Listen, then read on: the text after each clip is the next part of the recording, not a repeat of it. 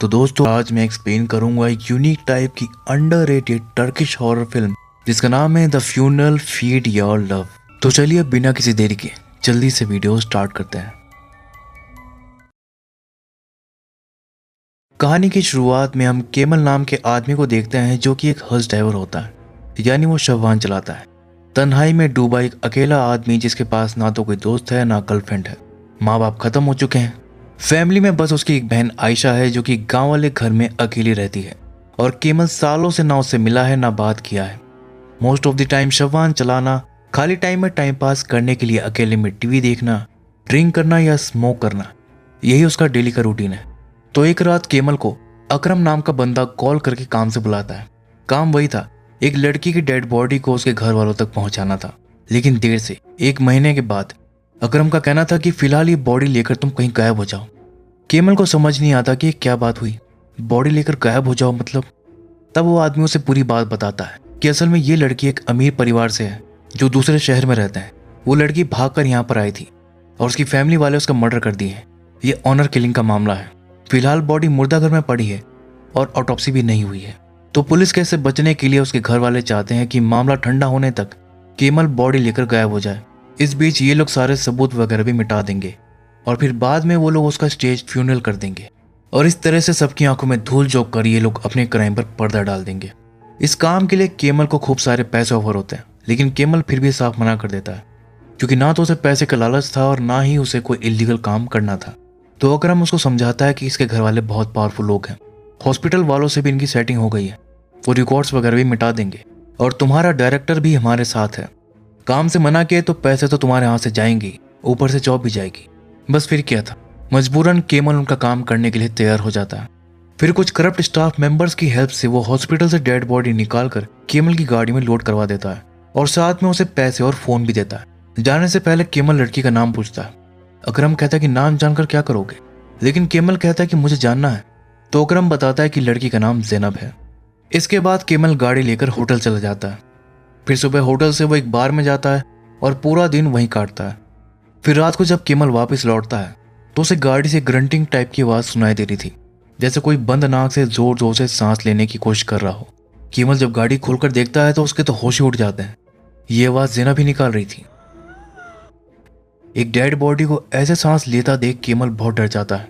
तुरंत बाहर आकर पहले वो गाड़ी बंद करता है और अकरम को कॉल करने लगता है, लेकिन अकरम कॉल नहीं उठा रहा था। तो केमल फिर अपने होटल वाले रूम में ही चला जाता है। उसे नींद टाइप सा भी हो रहा था, तो बेड पर ही लेटा हुआ कॉल लगाता रहता है, लेकिन सामने से कोई रिस्पॉन्स नहीं आ रहा था। इसी दौरान केमल की आंख लग जाती है। फिर सपने में वो क्या देखता है कि कोई ब्लैक मास्क पहना आदमी जो किसी कल्ट का मेंबर लग रहा था, वो बेचारी ज़ैनब को बालों से पकड़कर घसीट रहा था और इसी तरह वो ज़ैनब को वहां से एक रूम की तरफ ले जाता है। केमल उन्हें फॉलो करता हुआ आगे बढ़ता है तो सामने एक बंद दरवाजा था जिस पर किसी कल्ट का सिंबल बना था। फिर केमल जब अंदर देखने जाता है तो तब तक ज़ैनब को मार दिया गया था, वहां उसकी डेड बॉडी पड़ी थी। केमल करीब से उसे देखने जाता है, तभी अचानक ज़ैनब अपनी आंख खोलती है। इसी के साथ केमल की भी आंखें खुल जाती हैं। वो नींद से जाग जाता है। इस सपने के जरिए केमल ज़ैनब के दर्द और उसकी सफरिंग को कुछ हद तक फील कर पाया था, जिससे ज़ैनब के प्रति उसके मन में एक स्ट्रॉन्ग सिंपैथी जनरेट हो जाती है। बस फिर क्या था, वो तुरंत ज़ैनब को गाड़ी से निकालकर अंदर ले आता है। ज़ैनब की बॉडी पर चोट के कई निशान थे, जिससे कि पता चलता है कि उसे मारने से पहले काफी टॉर्चर किया गया था। बावजूद ज़ैनब एक जिंदा लाश है, केमल को उससे अट्रैक्शन फील होने लगता है। उसे ज़ैनब से प्यार हो जाता है और उसकी केयर करने लगता है। सबसे पहले तो उस पर से ब्लड वगैरह साफ करता है, फिर दुकान जाकर बढ़िया से कपड़े खरीदता है और लाकर ज़ैनब को पहना देता है। यहाँ मैं बता दूं कि ज़ैनब सिर्फ देख और सुन सकती है, वो बोल नहीं सकती और उसके हाथ पैर भी काम नहीं करते। फिर रात में जब सोते सोते अचानक केमल की नींद खुलती है तो क्या देखता है कि ज़ैनब बेड से नीचे गिरी पड़ी थी। तो वो तुरंत उसे उठाकर बैठा देता है, लेकिन इतनी देर में ज़ैनब की हालत बिगड़ गई थी और उसे सांस लेने में दिक्कत हो रही थी, वो चौक कर रही थी। तो केमल तुरंत उसके लिए पानी लेकर आता है, लेकिन ज़ैनब से पानी भी नहीं पिया जा रहा था। इसी दौरान उसे खून की वॉमिट भी हो जाती है, यानी वो मर रही थी। ये देखकर केमल पैनिक कर जाता है। वो ज़ैनब को किसी भी हाल में खोना नहीं चाहता था, लेकिन उसे कुछ भी समझ नहीं आ रहा था कि वो क्या करे। खैर फिलहाल तो ज़ैनब को उठाकर बाथरूम ले जाता है और उसके फेस पर से ब्लड को साफ करने लगता है। तभी इसी दौरान ज़ैनब उसके हाथ को अजीब तरह से स्मेल करने लगती है और देखते ही देखते उसे खाना शुरू कर देती है और केमल रेसिस्ट भी नहीं करता, उसे खाने देता है और उसके हाथ से एक बड़ा बाइट लेने के बाद ज़ैनब की हालत सुधर भी जाती है। तब जाकर केमल को समझ आता है कि ज़ैनब किसी वैम्पायर या ज़ॉम्बी जैसी है। उसे सरवाइव करने के लिए ताज़ा इंसानी खून या मांस की ज़रूरत है। अब आप सोच रहे होंगे कि ज़ैनब केमल को काट ली है तो वो भी उसकी तरह बन जाएगा, तो ऐसा नहीं है, क्योंकि ज़ैनब ना तो पूरी तरह वैम्पायर है और ना ही ज़ॉम्बी है। ज़ॉम्बीज में तो दिमाग भी नहीं होता है, जबकि ज़ैनब सोच और समझ सकती है। ज़ैनब की जो अनडेड स्टेट है वो काफ़ी यूनिक टाइप की है, जिसके बारे में हम आगे जानेंगे। खैर, अब कहानी को कंटिन्यू करते हैं। जहाँ केमल का प्यार धीरे धीरे ऑब्सेशन में बदल गया था, वो ज़ैनब के लिए कुछ भी करने को तैयार था। अब ज़ैनब को जब भी भूख लगती तो केमल उसे अपनी बॉडी का मांस खाने देता और बाद में पट्टी वट्टी करवा लेता, दवाई भी ले लेता। रूम आकर जब केमल अपने कपड़े उतारता है तो हम देख पाते हैं कि ज़ैनब ने कैसे उसे जगह जगह से काटा हुआ था। अब वो चैन से आकर बैठा ही था कि ज़ैनब पीछे से आकर उसे स्मेल करने लगती है और उसके कंधे से एक बाइट ले लेती है। खैर, ज़ैनब को फीड कराकर अब वो भी बाहर खाने जाता है, लेकिन उसकी तबीयत भी खराब होने लगी थी। उसके हाथ बुरी तरह से कांप रहे थे, वो चम्मच भी नहीं पकड़ पा रहा था। ज़ैनब की भूख प्यास मिटाते मिटाते कहीं यही ना निपट जाए। खैर, दूसरी तरफ ज़ैनब पहले से बेटर होती जा रही थी। उसके हाथ पैर भी सही से काम करने लगे थे। गलती से केमल डोर खुला ही छोड़ गया था, जिस वजह से ज़ैनब खुद से डोर खोलकर बाहर चली जाती है। इसी बीच केमल होटल की तरफ ही आ रहा था। वो ज़ैनब को बाहर टहलते हुए देख लेता है और फिर तुरंत ही वो उसे लेकर वापस होटल आ जाता है और उस पर गुस्सा करने लगता है कि तुम बाहर क्यों गई थी, कोई देख लेता तो। पता है हम कितनी बड़ी मुसीबत में फंस जाते हैं। लेकिन फिर दूसरे पल वो शांत हो जाता है और फिर प्यार से समझाता है कि प्लीज़ दोबारा ऐसा मत करना। मैं प्रॉमिस करता हूँ कि हमेशा तुम्हारे लिए लौट कर आऊँगा, फिर मेरे बिना अकेले कहीं मत जाना। तभी डोर पर नॉक नॉक होता है। केमल उसे धीरे से कहता है कि आवाज़ मत करना, मैं अभी आया। फिर वो बाहर जाकर देखता है तो वो होटल का मैनेजर होता है, जो रूम सर्विस के लिए पूछने आया था। लेकिन केमल मना करने लगता है। फिर मैनेजर कहने लगता है कि एक स्टाफ बता रही थी कि उसे रूम से अजीब सी आवाज़ें आ रही थी, सब ठीक तो है। जिस पर केमल उसे बातों में घुमाकर लौटा देता है। वो समझ गया था कि होटल वालों को शक हो गया है और अब यहाँ ज़्यादा दिन रहना ठीक नहीं होगा। खैर, फिर शाम को वो रेस्टोरेंट जाता है, जहाँ पर वो एक लड़के से मिलता है। वो उसे थोड़ा परेशान सा लग रहा था तो उसे बातें वगैरह करने लगता है और बातों ही बातों में उसकी परेशानी का रीज़न पूछ लेता है। जिस पर वो लड़का उसे शुरू से पूरी बात बताता है कि शहर से बाहर एक लड़की के साथ उसका अफेयर चल रहा था। वो लड़की सीरियस थी लेकिन ये नहीं था। फिर जब उसका मन भर गया तो वो उसे छोड़कर वापस यहाँ आ गया और उसे घोस्ट कर दिया। उसकी कॉल्स भी इग्नोर करने लगा। लेकिन फिर एक दिन वो कॉल उठा ही लिया।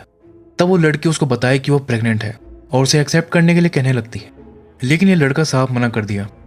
अब उस लड़की के भाई को ये पता चल गया और वो इसे मारने के लिए अब इसी टाउन में घूम रहा है और ये उसी से छुपता फिर रहा है।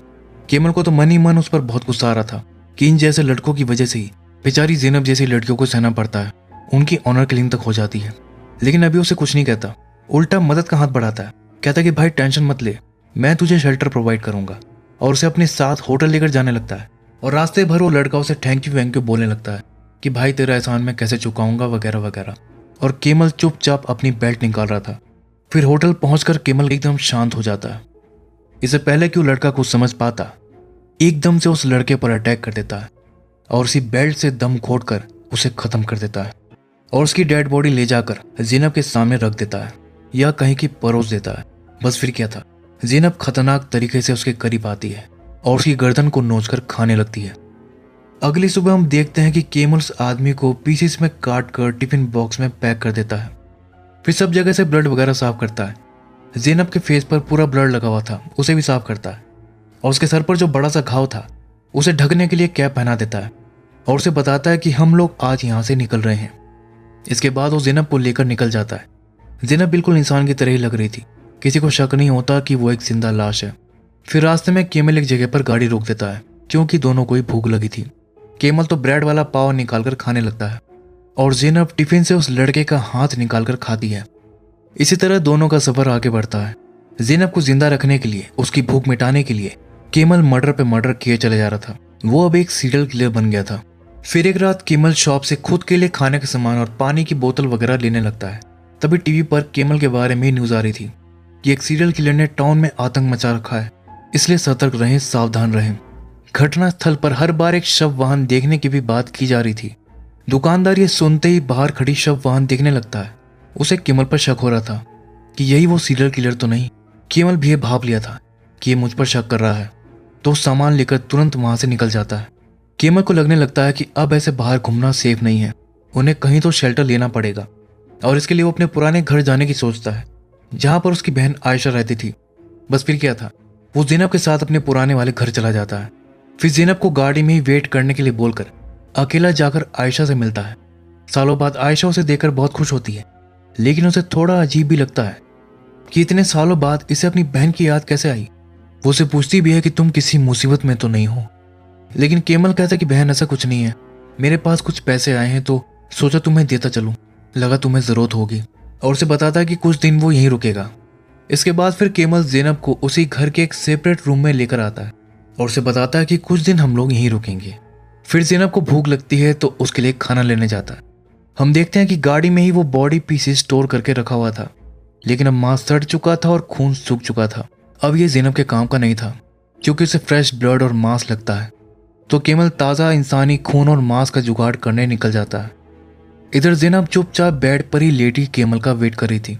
तभी बाहर आयशा आकर लकड़ी काटने लगती है, जिसकी आवाज़ से ज़ैनब उठकर उसे देखने जाती है। तभी इसी बीच वो खुद को मिरर में देख लेती है। इसी दौरान वो अपनी छाती पर वही कल्ट वाला सिंबल बना देखती है, जिससे उसे सब याद आने लगता है कि उसके साथ क्या हुआ था। तभी अगले ही पल उसकी आंखें पिच ब्लैक हो जाती हैं, जिसके बाद उसे खिड़की से कुछ मास्क पहने क्रीपी से लोग दिखाई देते हैं। ज़ैनब उन्हें पहचान लेती है कि यही लोग उसको मारे थे। वो पैनिक कर जाती है और खिड़की पीटने लगती है, लेकिन असल में ज़ैनब भी हेलुसिनेट कर रही थी। बाहर सिर्फ आयशा थी जो खिड़की पीटने की आवाज़ नोटिस कर ली थी और वो उधर देखने आने लगती है। इधर ज़ैनब पलटती है तो अब वो लोग उसके पीछे दिखाई देने लगते हैं, जिससे वो बहुत डर जाती है और पीछे हटने लगती है। इतने में आयशा आकर डोर को नॉक करती है और पूछती है कि केमल अंदर तुम हो क्या। लेकिन ज़ैनब अब बिल्कुल चुप हो जाती है। बाहर आयशा देखती है कि रूम तो बाहर से लॉक है, तो फिर अंदर कोई कैसे हो सकता है। तो वो खिड़की से देखने लगती है, लेकिन उसे कोई भी दिखाई नहीं देता। तो फिर वो वापस लकड़ी काटने चली जाती है।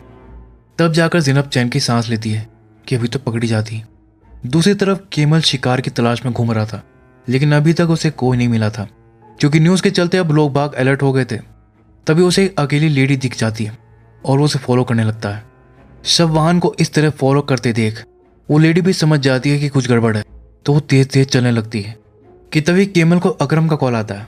वो उसे बात करने में बिजी हो जाता है और इतने में वो लेडी वहां से निकल जाती है और केमल को ऐसे ही वापस लौटना पड़ता है, जिसके लिए वो ज़ैनब से सॉरी बोलता है कि मुझे कोई नहीं मिला और बताता है कि अकरम का कॉल आया था, टाइम आ चुका है, तुम्हारी फैमिली वाले तुम्हारा वेट कर रहे हैं, लेकिन चिंता मत करो, मैं तुम्हें तुम्हारी फैमिली वालों को नहीं दूंगा, हम दोनों कहीं भाग जाएंगे। लेकिन ज़ैनब मना कर देती है और केमल का हाथ पकड़कर अपनी आंखों के जरिए उसे विजन दिखाती है, जहां पर ज़ैनब को एक बेड से बांधा हुआ था और वो कल्ट वाला बंदा नाइफ से उसकी चेस्ट पर वही सिंबल बना रहा था। इसके बाद ज़ैनब अपना गुस्सा दिखाने लगती है।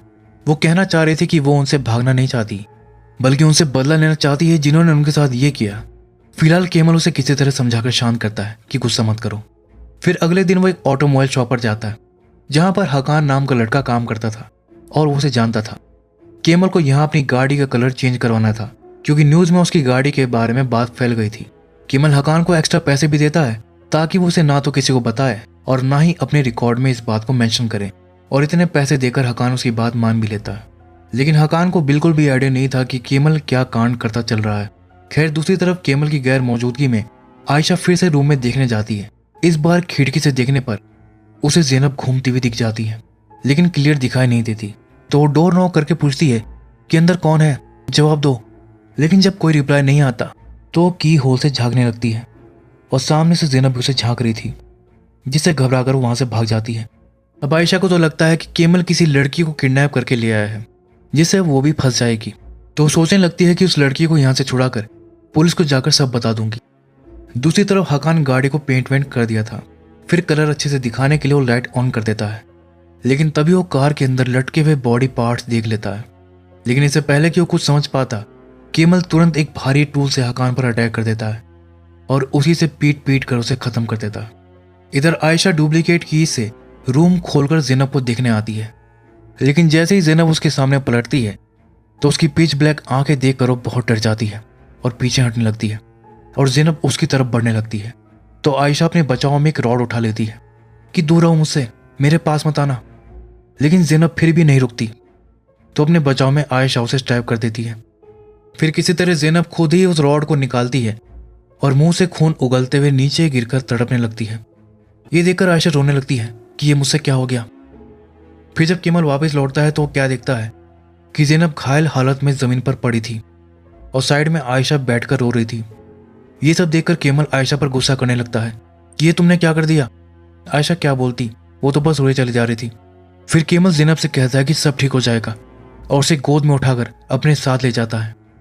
फिर रास्ते में केमल को सपना आता है जिसमें कि वो खुद को किसी बर्फीले एरिया में पाता है।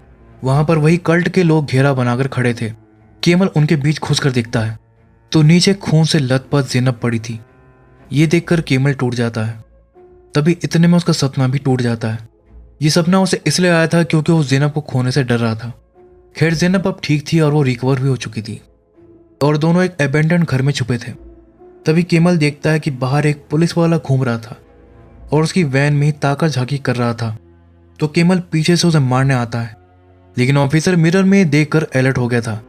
समय रहते वो केमल के अटैक से बच जाता है और फाइट बैक करते हुए उल्टा केमल को ही पीट कर धूल चढ़ा देता है और फिर उस पर गन तान देता है। लेकिन तभी ज़ैनब आकर केमल को बचाती है और पुलिस वाले की गर्दन पर काट लेती है। वो उसे जान से तो नहीं मारती लेकिन घायल कर देती है और फिर केमल की तरफ देखती है मानो कह रही हो कि यहीं तक था जो था, क्योंकि उसका मेन मकसद केमल नहीं बल्कि अपना बदला लेना था। और फिर वो वहां से जाने लगती है। तभी केमल खुद को संभाल कर ज़ैनब के पीछे जाता है, उसे रोकता है कि प्लीज मुझे छोड़कर मत जाओ। लेकिन ज़ैनब नहीं रुकती, उसे बस अपना बदला लेना था और उसे वही दिखाई दे रहा था। तब केमल कहता है कि ज़ैनब, मैं जानता हूं तुम्हें क्या चाहिए, तुम्हें बदला लेना है ना, मैं तुम्हारी मदद करूंगा, लेकिन प्लीज मुझे छोड़कर मत जाओ। तब ज़ैनब रुक जाती है। बस फिर क्या था, अगले दिन केमल अकरम को कॉल करके बता देता है कि मैं ज़ैनब को लेकर आ रहा हूं और ज़ैनब के साथ उनके बताए हुए रास्ते पर निकल पड़ता है। लेकिन पूरी तैयारी के साथ वैन के अंदर खूंखार ज़ैनब तो थी, साथ ही साथ ढेर सारे हथियार भी थे। फिर कुछ घंटों के सफर के बाद वो उनकी जगह पर पहुंचते हैं, जो कि बिल्कुल वैसे ही बर्फीला टाइप एरिया था जो अपने सपने में देखा था। वहां पर सब लोग मास्क पहने घूम रहे थे। तभी बिना मास्क के एक लड़का और लड़की वहां पर आते हैं, जो मे भी ज़ैनब के भाई और बहन थे। वो दोनों केमल को लेकर अपने डैड से मिलाने जाते हैं, जो कि इस कल्ट का लीडर भी था, यानी ज़ैनब को खुद उसका बाप ही मारा था। वो केमल को थैंक यू बोलता है कि मेरी बेटी की बॉडी को यहाँ तक लाने का शुक्रिया, और बताता है कि आज रात हम एक मिडनाइट सेरेमनी करने वाले हैं जिसमें हम ज़ैनब से हमेशा के लिए छुटकारा पा लेंगे, यानी उसका फ्यूनरल कर देंगे। सेरेमनी में वो केमल को भी इन्वाइट करता है एज अ ऑनर गेस्ट। फिर केमल गाड़ी में बैठकर रात होने का वेट करता है। रात होते ही सब लोग मशाल लेकर निकलते हैं और सेरेमनी की तैयारी करने लगते हैं। फिर उनके दो लोग गाड़ी से ज़ैनब की बॉडी निकालने जाते हैं, लेकिन ज़ैनब को दो पैरों पर खड़ा देखकर वो शॉक हो जाते हैं और इतने में ज़ैनब उन पर अटैक कर देती है। फिर केमल भी उसे ज्वाइन कर लेता है। उसके पास गन, हथियार जो भी थे सबका यूज करके वो एक एक करके सबको मारने लगता है। देखते ही देखते दोनों मिलकर उनका पूरा ग्रुप साफ कर देते हैं। लास्ट में ज़ैनब का बाप बचता है, जो वहां से भागने लगता है और जंगल की तरफ चला जाता है, लेकिन ज़ैनब उसका पीछा जंगल तक करती है। आखिरकार वो उसे दबोची लेती है और उसकी गर्दन पर काट कर उसे भी खत्म कर देती है और फिर जोर से चिल्लाती है। उसकी आवाज़ तो नहीं निकलती, लेकिन अंदर जो गुस्सा और दर्द भरा था वो बाहर आ गया था। तो आखिरकार ज़ैनब का बदला पूरा हो गया था। फिर वो शांत हो जाती है और केमल के पास वापस आती है और फिर दोनों वहाँ से निकल जाते हैं। और इसी के साथ ये फिल्म यहीं पर दी एंड हो जाती है।